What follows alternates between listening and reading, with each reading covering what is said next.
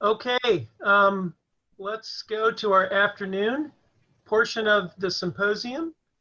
And we are now going to get into potential issues and solutions of urban soils. This is the fun part, right? You know, we don't want to keep hearing about how bad things are. We want to hear about issues, solutions to those issues. So here's our chance. And our first speaker, Dr. Kirsten Schwarz, Associate Professor at UCLA. She's going to be talking about community land, community engagement, and legacy soil pollution. You saw me show some of the data that she collected and was involved with in Baltimore. So I've known Kirsten for a long time. You guys are lucky to have her in the LA area, I can tell you that. And Kirsten is interested in soils because I am interested in soil because I love dirt. And she'll have to explain that to her thesis committee. After all these years, we were saying that it's not dirt. But anyway, take it away, Kirsten. Great, thank you, Rich. And thank you to all of you for the opportunity to join the symposium. It's been such a pleasure hearing from all of the previous speakers.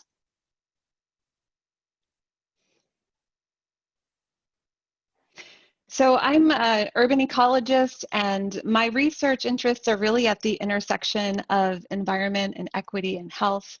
And so today I'd like to share research on soil lead that we've done, and specifically focus on how our approach to engaging with communities around soil lead has evolved alongside our research questions. So Rich just introduced saying that we're talking about solutions. I'm going to be introducing a little bit of the problem first, and then hopefully moving towards some potential solutions.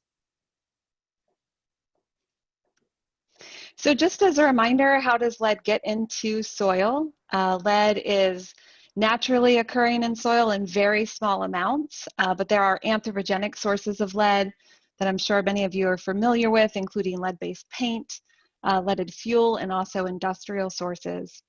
Those have increased the amount of lead that we have in our soil systems.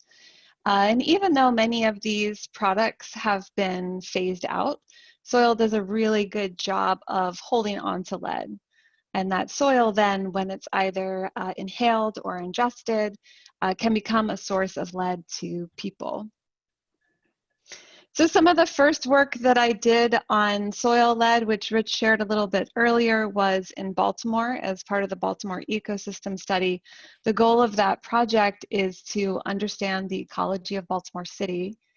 And my particular interests were in how we can use the design and shape of cities to predict how much lead there is in soil.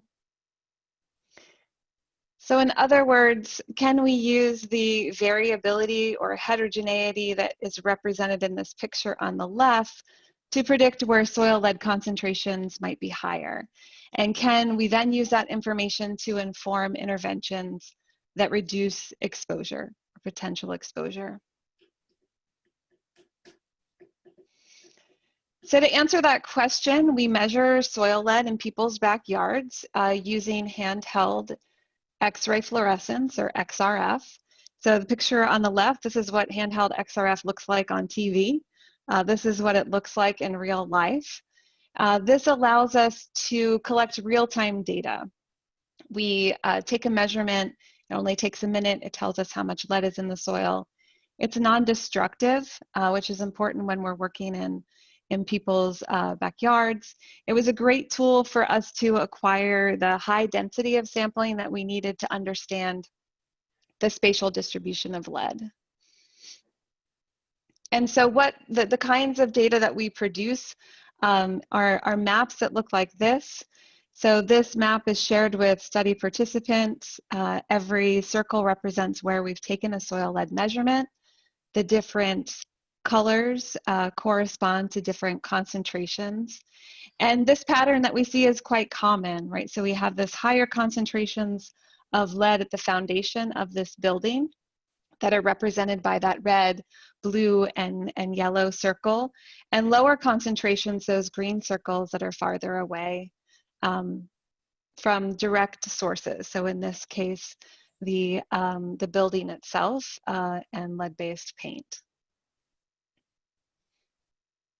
We then use the data collected on individual properties to create citywide predictive maps, right, that indicate where soil lead concentrations are expected to exceed, in this case, the EPA guideline of 400 parts per million. So this is a binary map that's just showing whether or not we predict the concentrations to be higher or lower than that threshold. And these predictions were based on 3 variables: housing age, distance to road, and distance to a building. Those were the strongest predictors of soil lead concentrations from our work in Baltimore. So I also wanted to share some work that we've done in Sacramento, California. So moving to a new system now from Baltimore to Sacramento, but also broadening our research question. So in Sacramento, we're still interested in land cover and how that heterogeneity might drive the spatial patterning, but we're also interested in what are the trade-offs among soil lead and urban food production. So our questions are broadening. Our research team is also broadening for this project. So this project involved social scientists. We have Jonathan London here from the Center for Regional Change at UC Davis, Bethany Cutts at North Carolina State University, biogeophysical scientists, myself and Mary Cadanasso at UC Davis, and community partners that are connecting us to folks in the neighborhood that are interested in urban food production, including Chinook Yisrael from Yisrael Family Farm. And what we learned from the work in Sacramento has less to do with soil lead patterns, although they are similar to Baltimore, and more to do about the importance of understanding not only biogeophysical legacies and drivers that are important to soil lead, but social legacies as well. So through this work, we learned the story about the Mandela Community Garden. The Mandela Community Garden was used as a community garden for decades in Sacramento. This is a picture of Sacramento. This dotted line here is the original footprint of the Mandela Community Garden. The land was owned by the city of Sacramento, which was interested in developing the site for affordable housing. In exchange, the city offered an alternative gardening site to the gardeners that were on the Mandela Garden. And when the gardeners expressed concern over the soil quality at the alternative site and requested that it was tested, the city ended up testing the original site and found elevated levels of lead. This information was then used to shut down the Mandela Garden and displace gardeners from the site. So that history of the narrative of soil lead in Sacramento is really important to understanding how conversations around soil lead have occurred in Sacramento and essential to our understanding in this project. This is just a picture of the original Mandela Garden and what it currently looks like today. The site has been developed and there is a smaller garden in its place. Through the project in Sacramento, we also conducted semi-structured interviews with urban gardeners, and some of the themes that emerged from that work addressed the power dynamics associated with the food movement in Sacramento. So this first quote here from a participant is talking about the association of this slow food farm to fork movement in Sacramento, California, and how it is heavily associated with the product and not the people behind it, and calling for the need to embrace the social equity involved in food production and harvesting. The second quote here is also talking about the perception of environmental movement and the perception that it may not include communities of color, and associating with that lack of involvement or that perception that the movement is not inclusive, right? That it's exclusionary, especially the mainstream food movement in Sacramento, California.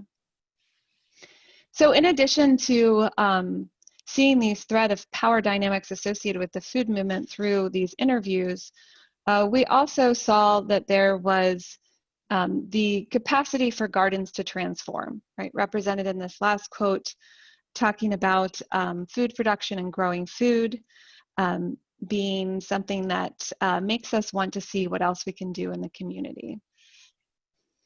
And this transformational power of gardening has been the topic nationally as legacy cities and cities experiencing concentrated disinvestment look to greening, including urban agriculture, as a potential way to address vacancy. So our work in Sacramento and also the context of shrinking cities helped us to rethink the way that we frame our research. Right, so can gardening, which is often framed as a competing interest in regards to soil contamination, and was certainly how we were framing our research originally, can it instead be part of the solution? Right, and that comes from two main contributions. One is recognizing the soil management that people that are producing food in cities and growing food are the ones that are managing the soil in our cities, and many of the same properties that garden manage for soil health and fertility. So this can include organic matter or fertilizers, phosphates, adjusting the pH, cover crops, mulching. Can those things be used to also address potential exposure? There's a lot of the management that happens in terms of fertility that is also the best management practices that we have for reducing potential exposure. The other aspect of is gardening part of the solution is the social network and community building that happens, that exchange of information, again, a place of social transformation where communities can connect and networks of gardens can help with that connection and leverage that exchange of knowledge. I want to be clear that in reframing the research this way, we are not intending to downplay any potential risks that might be associated with it. Instead, finding a way that we can advance the goals of food production and not restrict or end that activity, and find a narrative that allows for those two activities to be jointly advanced through community engagement. So what we've learned through the work that we've done in Baltimore and in Sacramento, and I didn't include some of the work that we've also done in the Cincinnati area, but that soil lead is an important and overlooked source of lead in cities. We've talked about kind of the patchiness that we see in urban soil systems that extends to soil lead as well. Soil lead issues are widespread, but we can say something about that patchiness, right? So through intensive sampling and through spatial modeling, we can say something about that patchiness and say something about the patterns we expect to see. And that this reframing our communication around advancing food production and also reducing risk may advance sustainability goals. But what I really wanted to emphasize here is not only what we've learned through our research, but how we've learned. And I think that the issue of complexity in urban soils has come up in some of the morning sessions so far.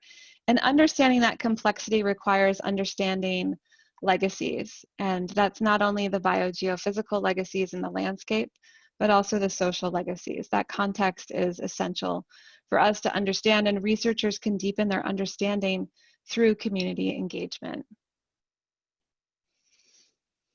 We often frame conversations around urban soils and sustainability efforts. So sustainability efforts sometimes forget about legacy. There's an eye or focus towards the future. The legacy of lead in soil remains. And I think that we have the power to change that legacy. And I think the solution lies in community engagement, which is essential to that process. And I want to emphasize that engagement from our experience needs to start early from the beginning of projects, needs to center equity and provide opportunities for us to listen and learn and unlearn. And I wanted to echo Tatiana Morin's focus on the left side of the equation, and this idea that I think a lot of the transformative power in changing our urban soil systems is in the process and not necessarily on the product. So with that, I thank you for your time and the opportunity to share with you today. It's been a pleasure.